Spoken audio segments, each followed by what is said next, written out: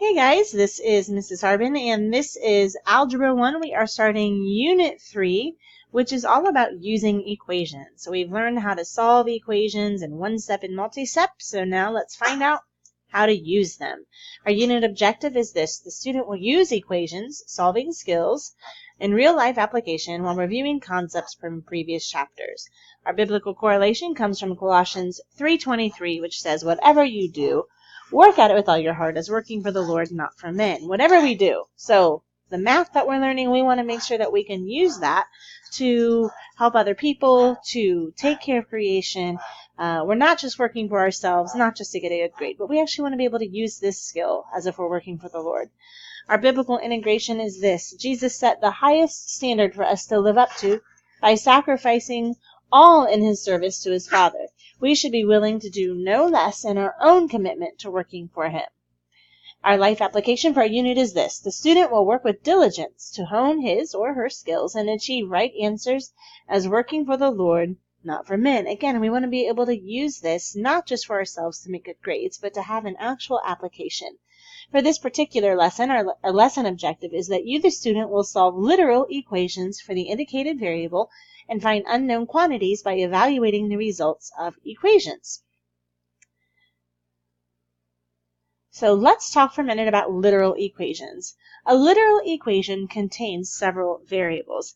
Literal actually comes from the word letter.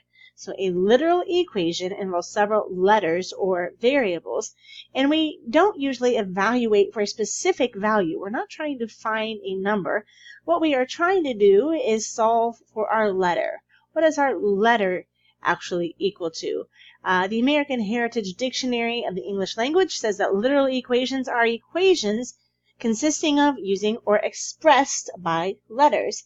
And you're probably pretty familiar with literal equations. We see them in science all the time. We've used them before. Maybe you know, for example, that the area of a quadrilateral is length times width. That is a literal equation. We are expressing this relationship in letters. Area equals length times width. Or maybe you know the formula for how to change Celsius to Fahrenheit, or Fahrenheit to Celsius, and we use multiple letters there. So those are literal equations.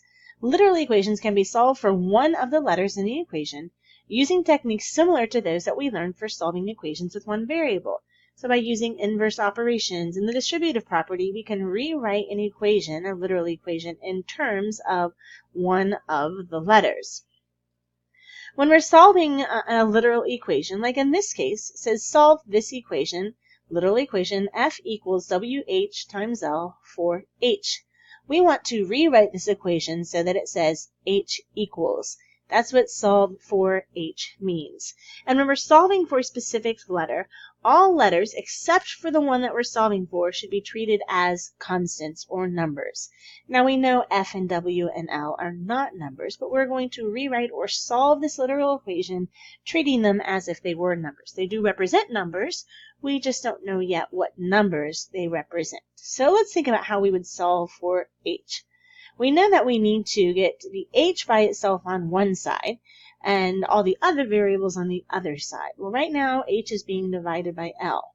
The inverse operation of division is multiplication, so we're going to multiply each side by L, which gives us L times F equals W times H.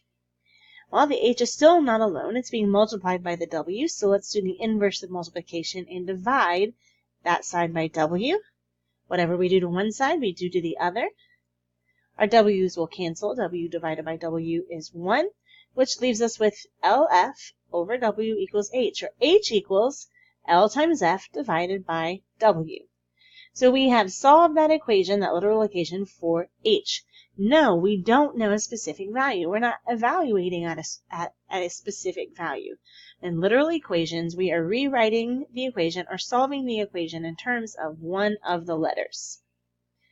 All right, take a look at example 2. Let's solve P equals 2L plus 2W for L. Now, you might recognize this as the perimeter formula. When we're trying to find the perimeter of a quadrilateral, we take 2 times the length plus 2 times the width. In this case, we just want to solve for L. So let's treat all the other things as constants and get L by itself. In order to isolate that 2L, we first need to remove that 2W. So we're going to subtract 2W from both sides, and when we do, we get P minus 2W equals 2L. We couldn't combine our P minus 2W into one term since they are two different terms. We still don't have the 2L by itself. It's being multiplied by 2, so let's use the inverse operation here and divide it by 2. Whatever we do to one side, we have to do to the other. Those 2's will cancel, which leaves us with L equals P minus 2W divided by 2. My slide was kind of a little backwards there, out of order. All right, so we have solved for L. Now we can use this equation and we can find a specific value. So it's this easy equation that we just came up with. And let's find L when P equals 58 and W equals 6. Now here's a case when we're going to evaluate at a specific value. We're going to substitute in P equals 58. Let's use parentheses when we sub. And W equals 6. We'll plug in chug, and we will find out that the length is 46 over 2, which is the same as 23 units. So we can rewrite a literal equation, and then we can evaluate at specific values once we have more information. Literal equations. An important step to remember about literal equations is that the distributive property is often an important step in solving literal equations. If you remember, let's say that we have this expression. We cannot simplify what's inside the parentheses because x and -3 are not like terms, but we can distribute this 5 to get rid of the parentheses. 5x minus 15. And that removes the parentheses. We can also do the distributive property in reverse. And the distributive property in reverse is called factoring. And in factoring, we look at two quantities that we can't combine, and we see what we can remove or distribute in reverse, or factor, if you will, from both of these quantities. So let's take a look at, for example, 5x minus 2x. I see that if I were to distribute in reverse, the thing that I can remove from both of these is an x. So when I factor out the x, what I'm left with is 5 minus 2.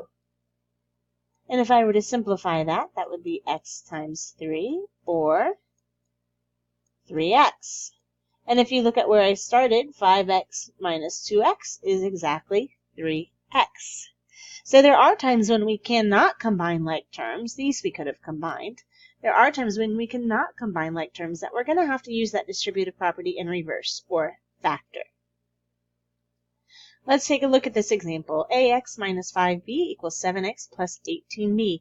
We want to solve for x, which means we want all of our x terms on one side and all of our non-x terms on the other side. So let's use our steps that we learned in the previous two chapters. We'll take 7x from the right side, and if we remove 7x from the right side, we have to do it on the left side as well, which gives us ax minus 5b minus 7x equals 18b. Well, I don't want the b's on my left side. I want them on the right side.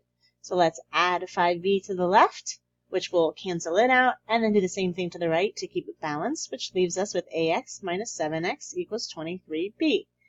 Now we can't combine, even though they're like terms. They both have an x being raised to the first power, but we can't combine them because we don't know a. What we can do, however, is use the distributive property backwards, also known as factoring, to get the x alone. I can recognize that both of these terms have an x, and I can remove that x. And when I factor that out, or use the distributive property backwards, I'm left with an a minus 7 equals 23b. Well, now I can get the x alone. I can recognize that a minus 7 is being multiplied by x, so I can use the inverse operation here of division and divide both sides by a minus 7. And when I do so, I get x equals 23b divided by a minus 7. Now, I would like to keep that in parentheses. I know our book does not always do that, but I think it's a good practice so that you can keep that together, keep that a minus 7 together, and not forget that it was supposed to be together. All right, we have solved for x. Nice job. When solving literal equations, here are the steps that you need to remember. First, let's use the distributive property to clear the equation of fractions by multiplying both sides by the LCD. We did this in the previous chapter when we were trying to add like 1/3 plus 2/4. We had to find a common denominator, and we said, 3 and 4, those are both factors of 12. And we multiplied our whole expression or our whole equation by 12 to clear those fractions. We're going to do the same thing here. Then we want to simplify both sides of the equation, combine our like terms, collect all the terms containing the desired variable on one side, whatever variable it is that we're solving for, x or L or h or whatever is given to us, that's what goes on one side, and all other terms will go on the other side. Then we can use the distributive property, if needed, to isolate the desired variable, or we can also use inverse operations, like dividing both sides by the coefficient of the variable. We want to get that variable all by itself. That's what we're doing in a literal equation. Let's take a look at this example. Let's solve a plus 2b over c equals cd minus a over b. Now we have a problem here in that both sides of this equation are fractions. Now if this were numbers, for example, 2 and 3, we would say, we need to multiply both sides by 6 to clear those fractions. We would need to multiply by 2 times 3, which we know is 6. In this case, we don't know what these represent, so we can't say 2 times 3, but we can say c times b. We know that c times b gives us a common factor. That's our least common denominator, cb. So we're going to multiply both sides by BC or CB. When we do that, on the left, our C's will cancel, and on the right, our B's will cancel. We'll then use the distributive property to take B times A and B times 2B on the left, C times CD, and C times negative A on the right.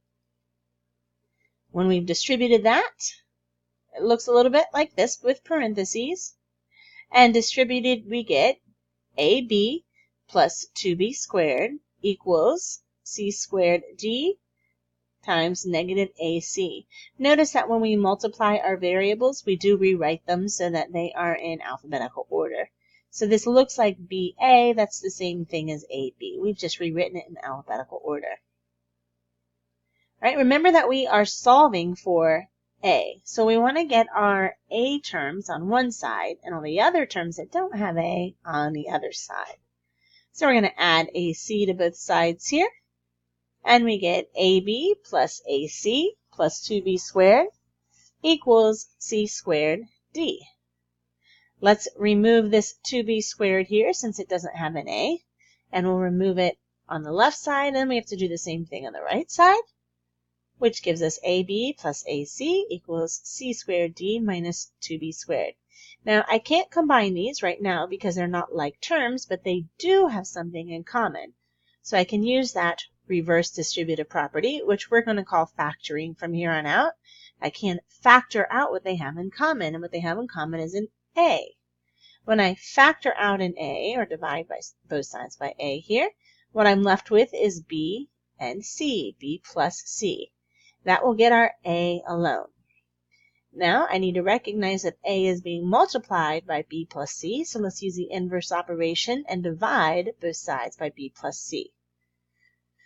Again, I would keep this in parentheses. I'm a stickler about using those parentheses when we're moving things in groups or when we're substituting.